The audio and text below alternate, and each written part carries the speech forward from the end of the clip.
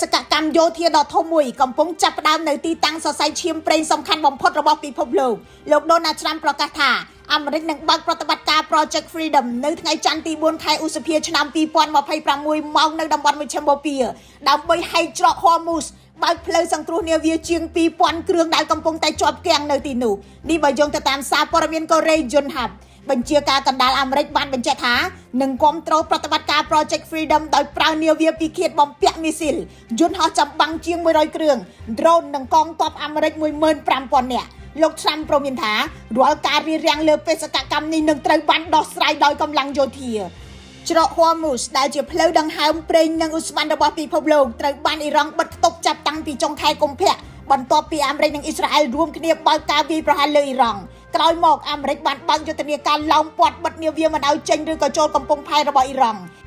វិញបានដេញបាញ់នាវាដែលបំពានការហាមឃាត់របស់ខ្លួននិយាយរួម Hormuz បានក្លាយទៅជាច្រកប្រទាញប្រទង់រវាងអាមេរិកនិងអ៊ីរ៉ង់ខណៈដែលប្រទេសជាច្រើនកំពុងតែរងគ្រោះតាមរយៈ Truth Social លោក Trump ទទួលស្គាល់ថាប្រទេសដែលគ្មានកំហុសជាច្រើនបានរងផលប៉ះពាល់ពីចំនួននេះដូច្នេះអាមេរិកបានប្រាប់ប្រទេសទាំងនោះថានឹងជួយនាំនាវារបស់ពួកគេឆ្លងចេញពីផ្លូវទឹកនេះដោយសុវត្ថិភាពក៏ប៉ុន្តែមិនទាន់ច្បាស់ថាប្រទេសណាខ្លះនឹងទទួលបានការអមការពារពីអាមេរិកនៅដំណាក់កាលដំបូងនោះទេអ៊ីរ៉ង់នៅមិនស្ងៀមទេលោកអ៊ីប្រាហ៊ីមអាស៊ីស៊ីប្រធានគណៈកម្មការសន្តិសុខជាតិនៃសភាអ៊ីរ៉ង់បានព្រមានលើបណ្ដាញសង្គមអិចថាការជ្រៀតជ្រែកណាមួយរបស់អាមេរិកក្នុងរបបគ្រប់គ្រងសមុទ្រតាមបែបថ្មីនឹងត្រូវចាត់ទុកថាជាការរំលោភលើបទឈប់បាញ់ដែលបានព្រមព្រៀងកាលពីដើមខែមេសាឆ្នាំ2026លោកបានបន្ថែមថាច្រក Hormuz និងឈូងសមុទ្រពាក់មិនអាចត្រូវគ្រប់គ្រងដោយការស្រមើស្រមៃរបស់លោកដូណាល់ត្រាំបានទេការឆ្លើយតបនេះបង្ហាញថា Project Freedom មិនមែនត្រឹមតែជាបេសកកម្មអមនាវាទេប៉ុន្តែជាការប្រឈមផ្ទាល់រវាងអំណាចយោធាអាមេរិកនិងអ៊ីរ៉ង់នៅលើផ្លូវដឹកប្រេងសំខាន់បំផុតរបស់ពិភពលោកប្រសិនបើអ៊ីរ៉ង់សាកល្បងរារាំងបេសកកម្មនេះតើ Project Freedom របស់លោកត្រាំអាចនឹងក្លាយទៅជាបេសកកម្មសង្គ្រោះនាវាឬក៏ក្លាយទៅជាចំណុចផ្ទុះសង្គ្រាមថ្មីនៅមជ្ឈមបូព៌ាទស្សនិកជនអាមេរិកនិងអ៊ីរ៉ង់ឈានដល់ភាពតានតឹងជាថ្មីម្ដងទៀតប្រធានាធិបតីដូណាល់ត្រាំប្រកាសបើកប្រតិបត្តិការរំដោះកប៉ាល់ពាណិជ្ជកម្មចេញពីតំបន់ Hormuz ចាប់ផ្ដើមនៅថ្ងៃច័ន្ទនេះលោកបានប្រមានថាប្រសិនបើដំណើរការនេះត្រូវអ៊ីរ៉ង់រារាំងនោះលោកនឹងចាត់វិធានការយ៉ាងចាស់ដៃ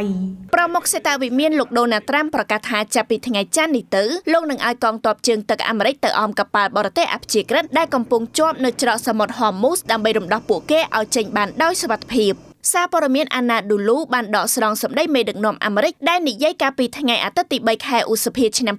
2026ថាប្រទេសនៅជុំវិញពិភពលោកបានស្នើសុំឲ្យទីក្រុង Washington ជួយដូច្នេះនៅក្នុងអ្វីដែលលោកត្រាំហៅខ្លួនឯងថាជាកាយវិការមនុស្សធម៌លោកនឹងខិតខំឲ្យអស់ពីសមត្ថភាពដើម្បីនាំកប៉ាល់ពាណិជ្ជកម្មចេញពី Hormuz នៅក្រោមគម្រោងសេរីភាពទោះបីជាយ៉ាងណាក៏ដោយលោកព្រមានថាប្រសិនបើដំណើរការនេះត្រូវបានរារាំងឬជ្រៀតជ្រែកនោះសហរដ្ឋអាមេរិកនឹងចាត់វិធានការតបតទៅវិញឲ្យខ្លាំងក្លាជាទីបំផុតជុំវិញរឿងនេះដែរក៏បញ្ជាការកណ្ដាលអាមេរិកបានប្រកាសថាខ្លួននឹងចាប់អនុវត្តបទបញ្ជារបស់លោកត្រាំពីថ្ងៃច័ន្ទនេះទៅដើម្បីស្ដារសេរីភាពនៃការធ្វើនាវាចតនៅច្រក Hormuz ឡើងវិញតាមការបញ្ជាក់ពីឧត្តមនាវីឯក Brent Cooper មេបញ្ជាការកងបញ្ជាការកណ្ដាលអាមេរិកប្រតិបត្តិការនេះនឹងមានការចូលរួមពីសំណាក់នាវាចម្បាំងបំពាក់មីស៊ីលនាំផ្លូវយន្តហោះចម្បាំងជាង100គ្រឿងទាំងឈរជើងលើដីគោកនិងលើនាវានិងកងកម្លាំងសរុបចំនួន 15,000 នាក់យ៉ាងណាក្តីទីក្រុងតេហេរ៉ង់មានប្រតិកម្មយ៉ាងខ្លាំងចំពោះគម្រោងរបស់លោកត្រាំដោយប្រធានគណៈកម្មាធិការសន្តិសុខជាតិនៃសភាអ៊ីរ៉ង់លោកអ៊ីប្រាហ៊ីមអេស៊ីស៊ីប្រមានថា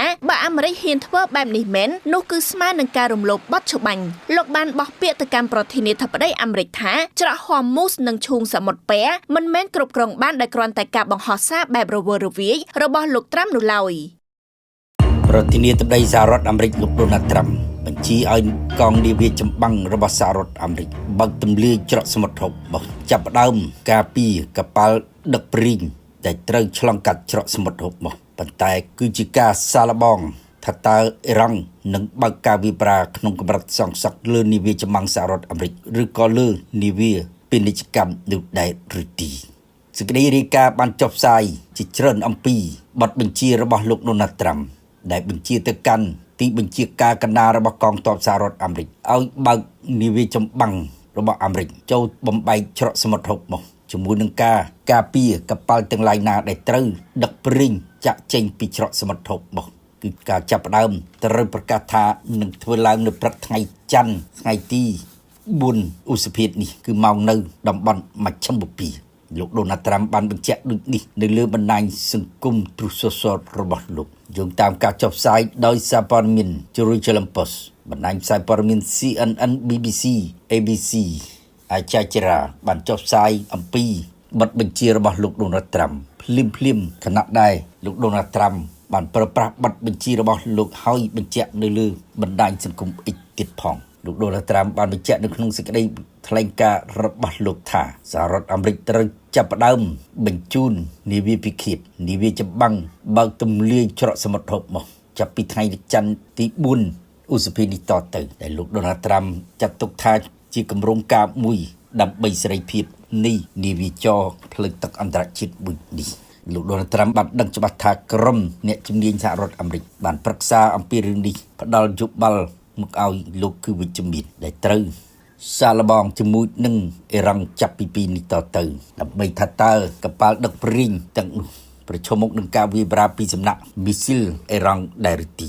ហើយក៏លោកដូណាល់ត្រាំបញ្ជាក់ថាវាជាការសាឡបងដើម្បីដោះស្រាយចំនួនជាមួយនឹងអ៊ីរ៉ង់ចាប់ពី2នេះតទៅដោយប្រើប្រាស់មធ្យោបាយការពារផ្លូវទឹកអន្តរជាតិមួយនេះយោងតាមលោកដូណាល់ត្រាំប្រតិបត្តិការនេះនឹងផ្ដោតទៅលើការជួយការពារកប៉ាល់ទាំងឡាយណាដែលត្រូវឆ្លងកាត់ច្រកសមុទ្រហូបមកដោយកប៉ាល់ទាំងនោះត្រូវបើកចេញពីឈូងសមុទ្រពាក់លោកដូណាល់ត្រាំបានបញ្ជាក់ថាលោកធ្វើដូចនេះដោយសារតែប្រទេសជាច្រើនបានស្នើឲ្យសហរដ្ឋអាមេរិកសាកល្បងនៃការពារកប៉ាល់ពាណិជ្ជកម្មរបស់ពួកគេដែលត្រូវឆ្លងកាត់ច្រកសមុទ្រហូបមក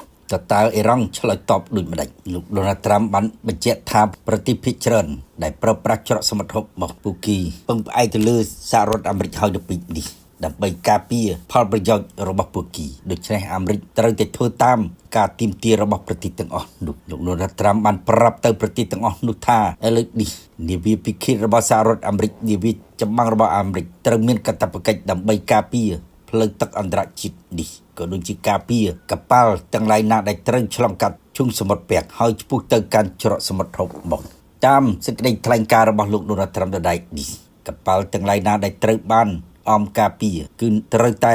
រុញកប៉ាល់នោះឲ្យចាក់ចេញពីច្រកសមុទ្រហូបមកឲ្យបានគឺមិនត្រូវវិលថយក្រោយវិញនោះទេហើយត្រូវតែការពារកប៉ាល់នោះឲ្យមានសុវត្ថិភាពលោកបានហៅប្រតិបត្តិការនេះថាជាប្រតិបត្តិការដើម្បីដំណើរការសម្រាប់មនុស្សធម៌ហើយត្រូវតែការពារអាយុជីវិតអ្នកបើកបរដែលបើកកប៉ាល់ឆ្លងកាត់ឈូងសមុទ្រពាក់ហើយត្រូវឆ្លងកាត់ច្រកសមុទ្រហូបមកលោកដូណាល់ត្រាំបានបញ្ជាក់ថាប្រសិនបើប្រតិបត្តិការមនុស្សធម៌នេះត្រូវបានរំខានឬក៏រងការវិវរាវាត្រូវតែអាមេរិកជាអ្នកឆ្លើយតបចំពោះការប្រហិង្សារបស់អ៊ីរ៉ង់នេះជាការព្រមានរបស់លោកដូណាល់ត្រាំលោកដូណាល់ត្រាំបានប្រកាសថាចាប់ពីថ្ងៃច័ន្ទតទៅយើងត្រូវបញ្ជូននាវាចម្បាំងនាវាពិឃាតទៅការពារកប៉ាល់ដែលត្រូវចេញពីឈូងសមុទ្រពាក់ទម្លាយច្រកសមុទ្រហូបមកហើយការពារដើម្បីផលប្រយោជន៍មនុស្សជាតិតែប៉ុណ្ណោះប៉ុន្តែលោកដូណាល់ត្រាំសួរថាតើអ៊ីរ៉ង់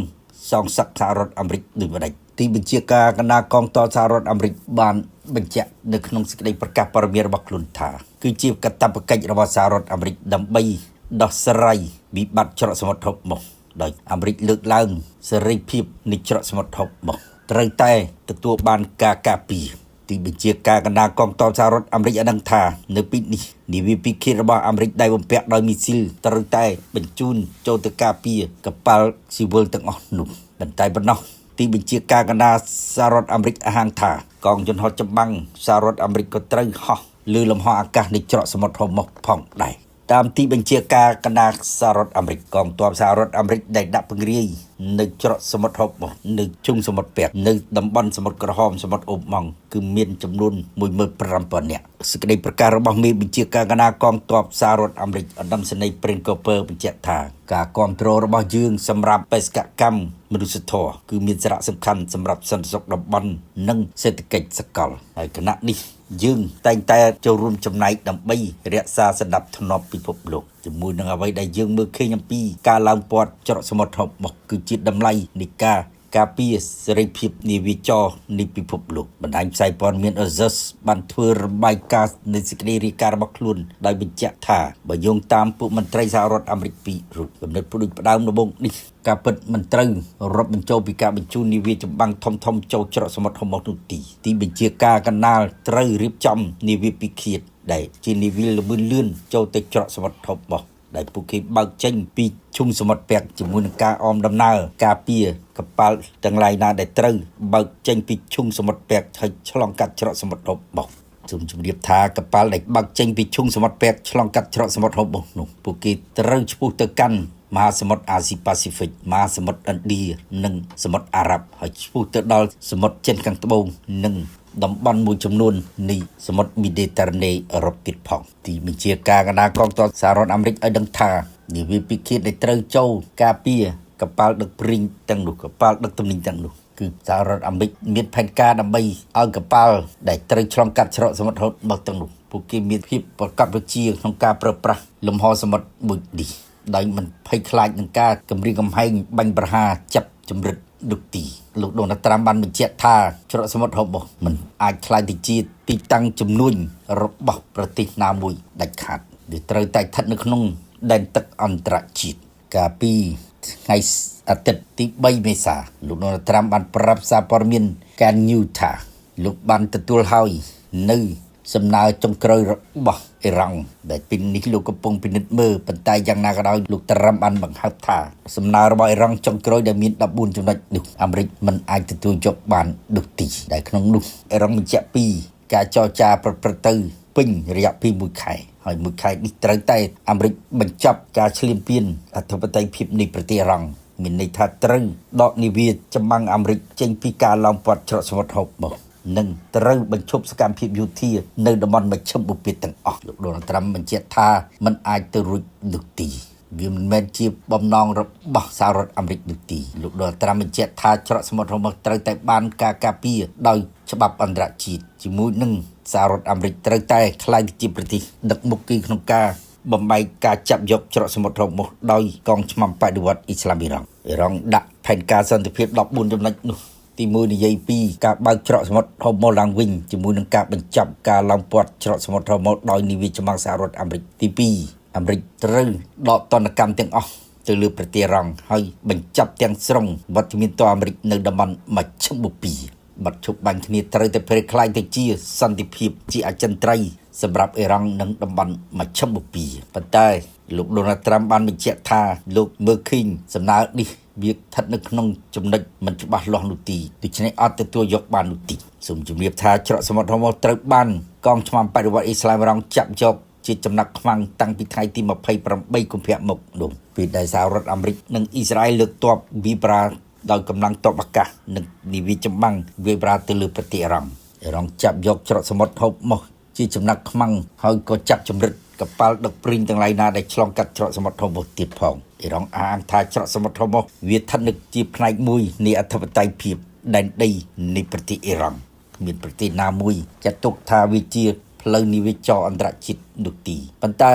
រឿងរ៉ាវសំណុំរឿងនៃច្រកសមុទ្រហុំម៉ុកនេះដែលឆ្លងកាត់សវនកម្មរបស់ក្រុមប្រឹក្សាសន្តិសុខអង្គការសហប្រជាជាតិ2ដងមកហើយនោះមិនទាន់ដាច់ស្រេចថាតើវាជាផ្លូវអន្តរជាតិឬយ៉ាងណានោះទេនៅខណៈដែលចិននិងរុស្ស៊ីបោះឆ្នោតជំទាស់មិនឲ្យមានដំណោះស្រាយយោធាដើម្បីចាប់យកច្រកសមុទ្រហុំម៉ុកនោះទេហុំម៉ុកគឺជាច្រកសមុទ្រដ៏ចង្អៀតមួយនៅតំបន់មជ្ឈិមបូព៌ាសហរដ្ឋអាមេរិកបានឡោមព័ទ្ធច្រកសមុទ្រហុំម៉ុកតាំងពីថ្ងៃ13មេសាមកនោះគឺអាមេរិកដាក់ពង្រាយនាវាចម្បាំងឡោមព័ទ្ធច្រកសមុទ្រហុំម៉ុកដល់ទៅ16គ្រឿងមានទាំងនាវាផ្ទុកយន្តហោះផងដែរមានទាំងយន្តហោះចម្បាំង100គ្រឿងបានហោះហើរល្បាតជារៀងរាល់ថ្ងៃលើលំហសមុទ្រច្រកសមុទ្រហុំម៉ុកជុំសមុទ្រពាក់តំបន់សមុទ្រក្រហមសមុទ្រអូម៉ង់សិតតែភ្ជាប់នឹងច្រកសមុទ្រហុំម៉ុកមុននឹងវាទៅដល់តំបន់មហាសមុទ្រអាស៊ីប៉ាស៊ីហ្វិកច្រកសមុទ្រហុំម៉ុកមានតម្លៃពាណិជ្ជកម្មដល់ទៅ20%បើធៀបនឹងច្រកសមុទ្រផ្សេងៗទៀតនៅទូទាំងពិភពលោកវាជាផ្លូវនាវាចរ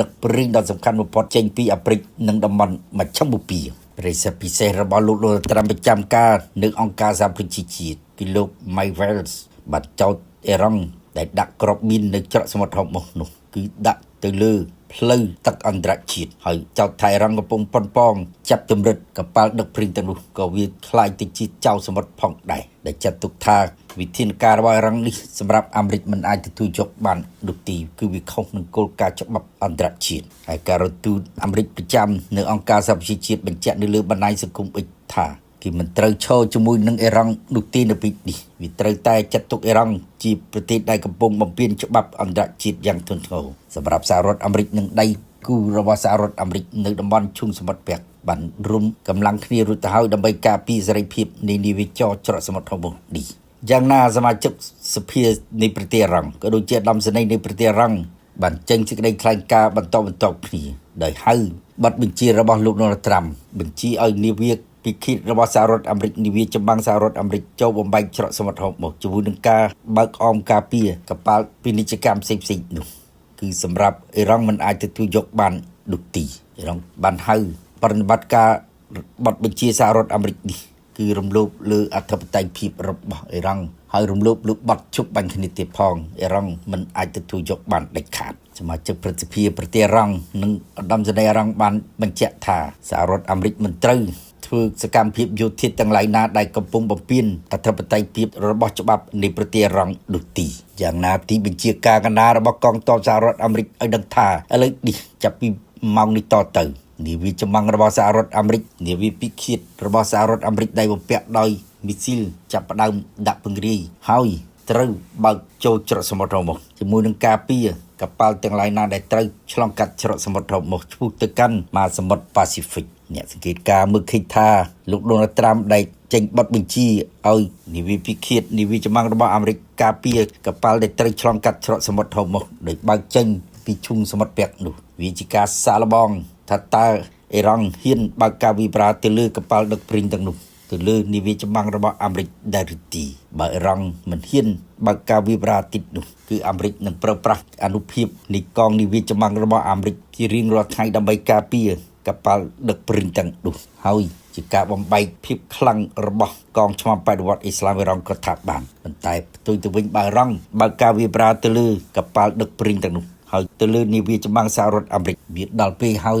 ដែលអ្នកសង្កេតការប្រមាថថាជាសង្គ្រាមសមុទ្រនៅតំបន់មជ្ឈិមបូព៌ាដ៏គ្រោះថ្នាក់បំផុតឧត្តមសេនីយ៍ចូលនិវត្តន៍សហរដ្ឋអាមេរិកគឺឧត្តមសេនីយ៍គីតគីលុងអតីតមេទ័ពឆាត់យងលេខ82របស់សហរដ្ឋអាមេរិកតែងតែផ្ដល់គំនិតទៅលោក Donald Trump ថាត្រូវតែសាកល្បងក្នុងការប្រើប្រាស់កម្លាំងយោធាអាមេរិកដោយមាននាវាចម្បាំងនាវាពិឃាតត្រូវតែឆ្លងកាត់ច្រកសមុទ្រហុំមកជាមួយនឹងការការពារផលប្រយោជន៍របស់ពិភពលោកថាតើអ៊ីរ៉ង់ឆ្លើយតបដូចម្តេចឧត្តមសេនីយ៍ចូលនិវត្តន៍គីតគីលុងបញ្ជាក់ទៀតថាសហរដ្ឋអាមេរិកត្រូវតែប្រើប្រាស់មធ្យោបាយដ៏មានប្រសិទ្ធភាពដើម្បីរំដោះច្រកសមុទ្រហុំមកពីដៃរបស់កងឆ្មាំបដិវត្តអ៊ីស្លាមអ៊ីរ៉ង់និងវាយកកោះខាងឲ្យបាននៅពីនេះព្រោះកោះខាងគឺជាដង្ហើមសេដ្ឋកិច្ចដ៏ធំបំផុតរបស់អ៊ីរ៉ង់ផងដែរនៅលើកោះខាងសិតតែជាទីតាំងឧស្សាហកម្មព្រីងឥន្ធនៈរបស់អ៊ីរ៉ង់រោងចក្រចម្រាញ់ព្រីងទីតាំងស្តុកព្រីង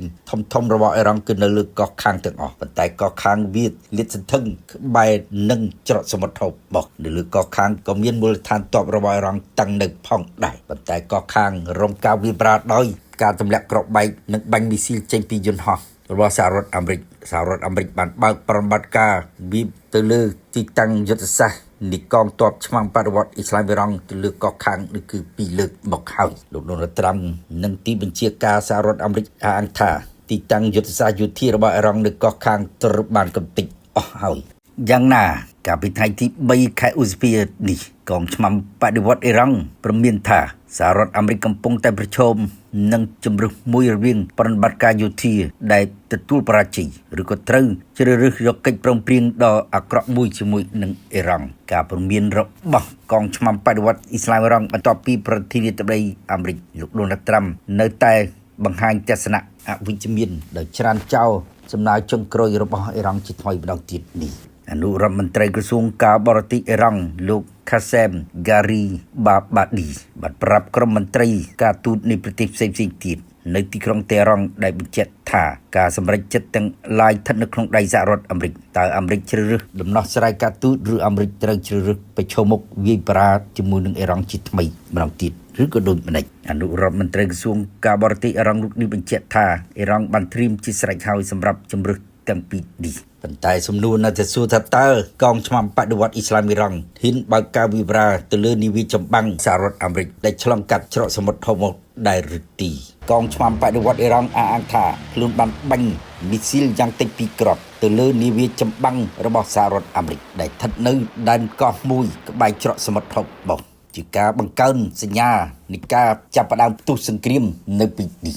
បណ្ដាញផ្សាយព័ត៌មានអាចារ្យចេរ៉ាបណ្ដាញផ្សាយព័ត៌មានរបស់ពួកបច្ចឹមប្រទេសជាច្រើនទៀតបានចុះផ្សាយថាអ៊ីរ៉ង់បានប្រកាសថាកងទ័ពរបស់ខ្លួនបានបាញ់មីស៊ីល2គ្រាប់ទៅលើនាវាពិឃាតរបស់សហរដ្ឋអាមេរិកមួយគ្រឿងដែលនាវានោះវាស្ថិតនៅក្បែរកោះមួយគឺកោះចាកនៃតំបន់ច្រកសមុទ្រហូម៉ូបើយោងតាមការប្រកាសរបស់កងទ័ពអ៊ីរ៉ង់ឲ្យដឹងថាវាជាការវាយប្រហារដើម្បីរាំងខ្ទប់មិនឲ្យនាវាចម្បាំងរបស់អាមេរិកឬក៏នាវាទាំងឡាយណាដែលបំរុងចូលច្រកសមុទ្រហូម៉ូត្រូវរុញច្រានត្រឡប់ទៅវិញទីភ្នាក់ងារសារព័ត៌មានអ៊ីរ៉ង់ជាផ្លូវការឈ្មោះតាហ្វាក៏បានចុះផ្សាយថាអ៊ីរ៉ង់បានបើកការវាយប្រហារដោយបាញ់មីស៊ីលចំនួន2គ្រាប់សម្ដៅទៅនាវាពិឃាតមួយរបស់សហរដ្ឋអាមេរិកនោះកាលប្រមាណម៉ោង4នេះនៅអ្វីដែលជាការរាំងខ្ទប់ចលនារបស់កងទ័ពសហរដ្ឋអាមេរិកកំពុងតែធ្វើចលនាដើម្បីវាយទម្លុះច្រកសមុទ្រហូម៉ូយោងតាមប្រភពព័ត៌មានដដែលនេះអះអាងថាមីស៊ីល2គ្រាប់នេះមានបានប៉ះចំនាវាពិឃាតមួយគ្រឿងរបស់សហរដ្ឋអាមេរិកហើយថានាវានោះកំពុងតែបើកសម្ដៅចូលទៅច្រកសមុទ្រហូម៉ូដែលជាការរំលោភលើបំរាមរបស់អ៊ីរ៉ង់គឺត្រូវប្រឈមមុខនឹងការវាយប្រហារប្រភពព័ត៌មានជាផ្លូវការរបស់អ៊ីរ៉ង់អះអាងថានាវាពិឃាតរបស់សហរដ្ឋអាមេរិកនោះវាស្ថិតនៅក្បែរកោះចាករបស់អ៊ីរ៉ង់នៅតំបន់ច្រកសមុទ្រហូម៉ូវាមានបំណងឆ្លងកាត់ច្រកសមុទ្រហូម៉ូជាការបំពេញបំរាមរបស់អ៊ីរ៉ង់ប្រព័ន្ធផ្សព្វផ្សាយរបស់អ៊ីរ៉ង់អះអាងថាមីស៊ីលមួយគ្រាប់ក្នុងចំនួន2គ្រាប់នោះវាបានវាយប្រហារចំលើនាវាពិឃាតនោះព្រោះតែនាវានោះវាមិនស្ដាប់ការវាយប្រហារព្រមានរបស់អ៊ីរ៉ង់ដែលកងនាវាចម្បាំងរបស់អ៊ីរ៉ង់បានបាញ់ព្រមានមិនឲ្យមានចលនានាវាចម្បាំងណាមួយឬក៏នាវាពាណិជ្ជកម្មណាមួយចូលច្រកសមុទ្រហូម៉ូបាននោះទីភ្នាក់ងារសារព័ត៌មានអ៊ីរ៉ង់ឈ្មោះតាហ្វាបានបញ្ជាក់ទៀតថាបើយោងតាមប្រភពយោធារបស់កងឆ្មាំបដិវត្តអ៊ីស្លាមអ៊ីរ៉ង់នាវាពិឃាតរបស់អាមេរិកនោះអត់មានលទ្ធភាពបន្តរលចូលច្រកសមុទ្រហូម៉ូជាទីតាំងនៃខ្សែការពាររបស់កងទ័ពអ៊ីរ៉ង់នោះទីហើយជាលទ្ធផលនាវានោះរងការវាយប្រហារហើយបង្ខំឲ្យនាវានោះត្រឡប់ចាក់ចេញពីច្រកសមុទ្រហូម៉ូវិញជាបន្ទាន់ទីភ្នាក់ងារសារព័ត៌មានផ្លូវការរបស់រដ្ឋអ៊ីរ៉ង់ IRNA បានឲ្យដឹងថានាវាចម្បាំងរបស់អ៊ីរ៉ង់បានរាំងខ្ទប់និងបាញ់ព្រមានជាច្រើនគ្រាប់ទៅលើទីតាំងមួយចំនួនដែលសង្ស័យថានាវាចម្បាំងរបស់សហរដ្ឋអាមេរិកនឹងអមកប៉ាល់នាវាទាំងឡាយណាដែលត្រូវឆ្លងកាត់ច្រកសមុទ្រហូម៉ូដោយវាចេញពីឈុំសមុទ្រពាក់ហើយប្រភពដដែលនេះប្រកាសថាការបាញ់គម្រាមរបស់អ៊ីរ៉ង់ពិតជាបានជោគជ័យទីបំផុតនាវាចម្បាំងរបស់អាមេរិកទាំងនោះត្រូវបានដកថយត្រឡប់ទៅវិញទីភ្នាក់ងារសារព័ត៌មានរបស់អ៊ីរ៉ង់ជាផ្លូវការ LINA បានបញ្ជាក់ទៀតថាបន្ទាប់ពីមានការបាញ់ព្រមានរបស់កងនាវាចម្បាំងអ៊ីរ៉ង់នោះយ៉ាងហោចណាស់ក៏គឺឃើញកងនាវាចម្បាំងរបស់សហរដ្ឋអាមេរិកនិងអ៊ីស្រាអែលដែលកំពុងបញ្ជូនចូលទៅឡោមព័ទ្ធច្រកសមុទ្រហូម៉ូបានដកថយត្រឡប់ទៅក្រោយវិញនិយាយទៅភ្នាក់ងារសារព័ត៌មានរបស់អ៊ីរ៉ង់អះអាងថាអ៊ីរ៉ង់បានរាំងខ្ទប់និងទប់ស្កាត់បន្ទាន់មិនឲ្យនាវាចម្បាំងរបស់សហរដ្ឋអាមេរិកនិងនាវាចម្បាំងរបស់អ៊ីស្រាអែលបើកចូលច្រកសមុទ្រហូម៉ូបាននោះទីតែបើយោងតាមប្រព័ន្ធផ្សព្វផ្សាយទូរទស្សន៍របស់អ៊ីរ៉ង់ Press TV បានបញ្ជាក់ថានាវាពិឃាតរបស់សហរដ្ឋអាមេរិកមួយគ្រឿងនោះវាមិនត្រឹមតែប៉ះទង្គិចជាមួយនឹងមីស៊ីលមួយគ្រាប់របស់អ៊ីរ៉ង់នោះទីគឺវាប៉ះទង្គិចចំនួន2គ្រាប់ឯណោះនៅខណៈដែលវាបើកក្បែរនឹងកោះចាករបស់អ៊ីរ៉ង់ដែលស្ថិតនៅភាគនិរដីនៃច្រកសមុទ្រហូម៉ូកងទ័ពជើងទឹករបស់អ៊ីរ៉ង់បានចេញការព្រមានភ្លាមតាំងពីព្រឹកព្រលឹមថ្ងៃច័ន្ទទី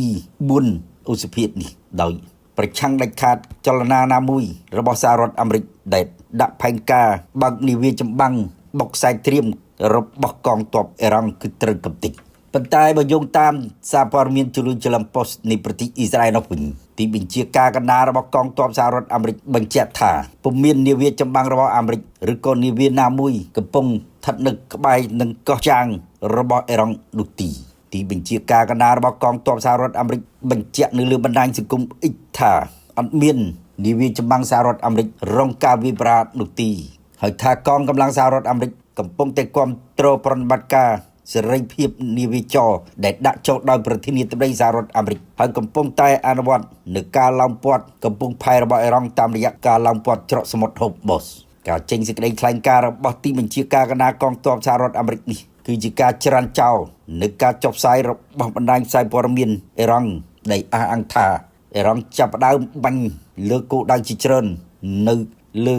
នាវាចម្បាំងរបស់សហរដ្ឋអាមេរិកនៅពីនេះអ៊ីរ៉ង់ចាប់ផ្ដើមបើកការវាយប្រហារទៅលើនាវាចម្បាំងរបស់សហរដ្ឋអាមេរិកហើយនៅពីនេះប៉ុន្តែទីបញ្ជាការកណ្ដាលរបស់កងទ័ពសហរដ្ឋអាមេរិកបានបញ្ជាក់ថា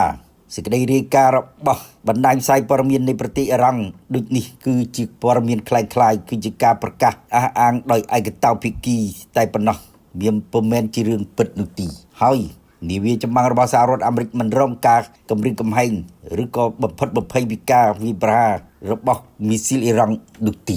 ប៉ុន្តែទីបញ្ជាការកណ្ដាលនៃកងទ័ពអ៊ីរ៉ង់នៅតែអះអាងថាកងទ័ពរបស់ខ្លួនពិតជាបានបាញ់មីស៊ីលគំរាមកំហែងទៅលើនាវាចម្បាំងរបស់សហរដ្ឋអាមេរិកនោះមែនហើយក៏បានវាយប្រហារទៅលើនាវាពិឃាតរបស់សហរដ្ឋអាមេរិកមួយគ្រឿងនោះផងដែរសេចក្តីថ្លែងការណ៍របស់ទីបញ្ជាការកណ្ដាលរបស់កងទ័ពអ៊ីរ៉ង់បញ្ជាក់ដោយសេចក្តីដើមដូចនេះថាយើងបានគម្រាមសហរដ្ឋអាមេរិកជាញឹកញាប់ហើយថាច្រកសមុទ្រ Hormuz គឺស្ថិតនៅក្នុងអធិបតេយ្យភាពរបស់អ៊ីរ៉ង់វាកំពុងស្ថិតនៅក្នុងការគ្រប់គ្រងដោយកងទ័ពជើងទឹកនៃរបបសាធារណរដ្ឋអ៊ីស្លាមអ៊ីរ៉ង់វាអត់ស្ថិតនៅក្នុងការគ្រប់គ្រងរបស់សហរដ្ឋអាមេរិកនោះទេដូច្នេះច្រកសមុទ្រ Hormuz ត្រូវតែស្ថិតនៅក្នុងការគ្រប់គ្រងរបស់អ៊ីរ៉ង់នាវាទាំងឡាយណាដែលត្រូវឆ្លងកាត់ច្រកសមុទ្រ Hormuz ត្រូវតែសុំការអនុញ្ញាតជាមុនសិនពីអ៊ីរ៉ង់បើពុំនោះទេត្រូវប្រឈមមុខនឹងការវាយប្រហារលោកដូណាល់ត្រាំបានចេញបទបញ្ជាការពីថ្ងៃអាទិត្យទី3ឧសភាដោយប្រកាសថាចាប់ពីថ្ងៃច័ន្ទទី4ឧសភានេះតទៅ